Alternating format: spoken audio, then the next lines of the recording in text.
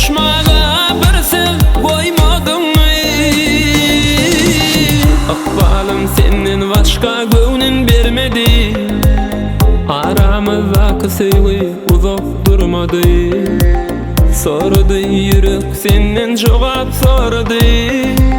Terk edip giden günlerim ayva gelmedi. Sen menden ayrı gönlüm geriledin mi? Men sevtip yaşap bilmem bilmedin mi? Sevmedin mi yarım, sevmedin mi?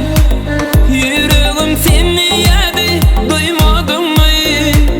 Sevmedin mi yarım, sevmedin mi? Hoşlaşmağa bir sev koymadın mı?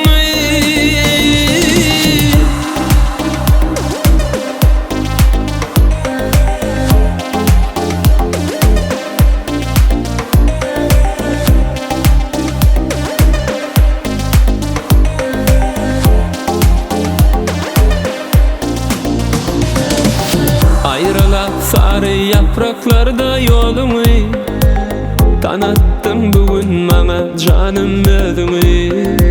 Sollurdum elimdeki desse gülleri, ananmak ağır deg yarım ana barını. Sen menden ayrı gönlüm geriledin mi? Yüreğim seni yedi, duymadın mı?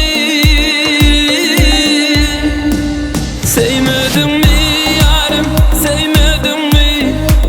Yüreğim seni yedi, duymadın mı? Sevmedin mi yarım, sevmedin mi?